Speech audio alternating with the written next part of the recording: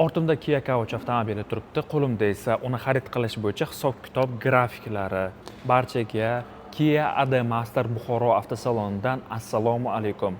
Oxirgi vaqtlarda menga ko'p bildirilgan fikr Kia Couchni to'lov grafiklarini tushuntirib bering degan narsa bo'ldi.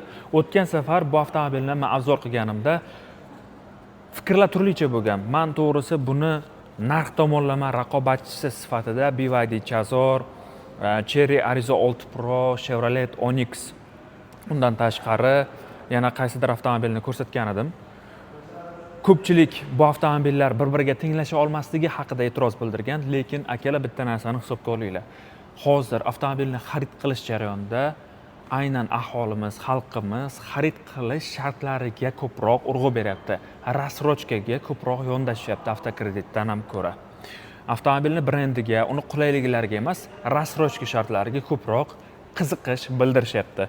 Mana bu Kia Couch. Hozir bu 3-pozitsiyasi.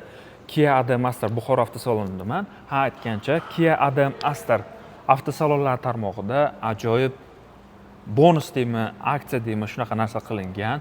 Agar siz Kia Ademaster Buxoro avtosaloniga kelib, Kia Sonet avtomobilini xarid qiladigan bo'lsangiz, sizga mana shunaqa televizor taqdim etiladi. Har bitta avtomobilga bittadan bonus sifatida berilar ekan. Bu sizga qo'shimcha ma'lumot. Kia Sonetni xarid qilish bo'yicha Finprodukt, ya'ni xarid qilish shartlariga to'xtalib o'tirmayman. Kia Couch chunki hozirgi paytda ijtimoiy tarmoqlarda bu avtomobilni xarid qilish bo'yicha turli xil reklamalar chiqyapti.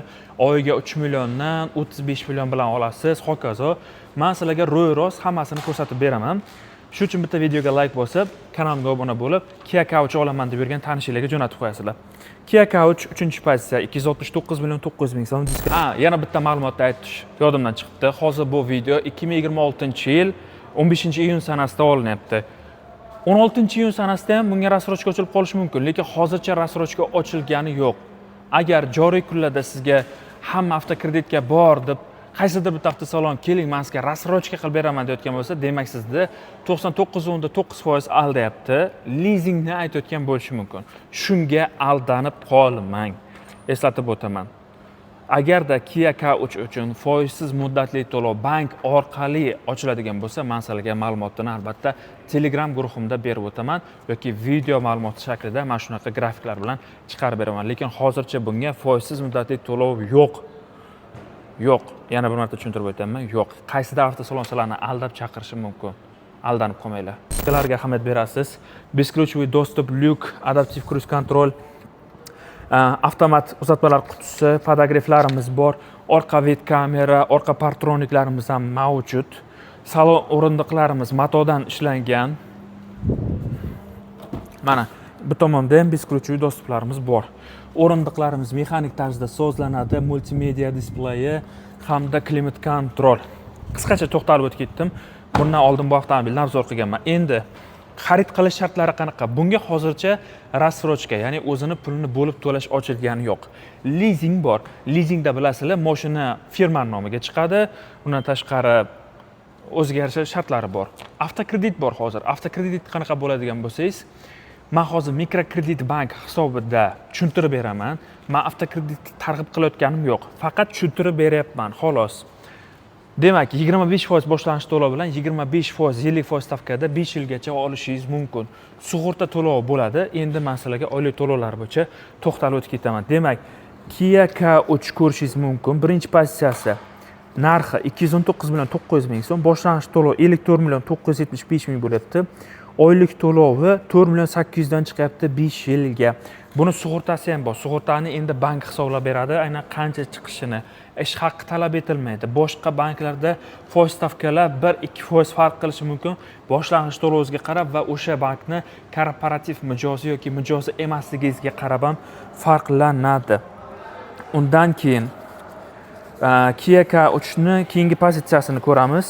Xohlasanglar, men shu grafikda Telegram gruppamga tashlab qo'yganman. O'tib bemalol obuna bo'lib, yana ham batafsil boshqa avtomobillar grafiklari bilan ham tanishsangiz bo'ladi. Kia Couch 2-pozitsiya 239 million 900 ming so'm. Boshlanish to'lovi 25% bo'lganda 60 millionlar bo'lyapti. Oylik to'lovingiz o'rtacha hisobda 5 million 200 ming, 5 million 300 ming atrofida chiqyapti. 3-pozitsiya, mana shu pozitsiyani o'zi. 269,9 ming so'm boshlang'ich to'lov, 68 million, 67,5 million atrofida chiqyapti. Oylik to'lov 5 million 600 atrofida chiqyapti.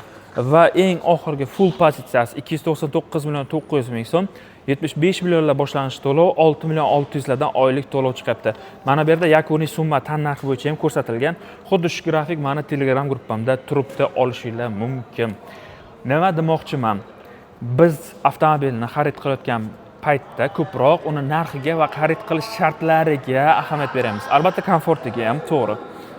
To'g'ri, men yuqorida aytib o'tgan holatdagidek BYD Chazor, Chery Arizo 6 Pro, undan tashqari Bestune avtomobilni ham bunga qaysidir ma'noda raqobatchi sifatida ko'rsatishdi. B70 avtomobillarda adashmasam, Chevrolet Onix turli xil klasslarda bo'lishi mumkin.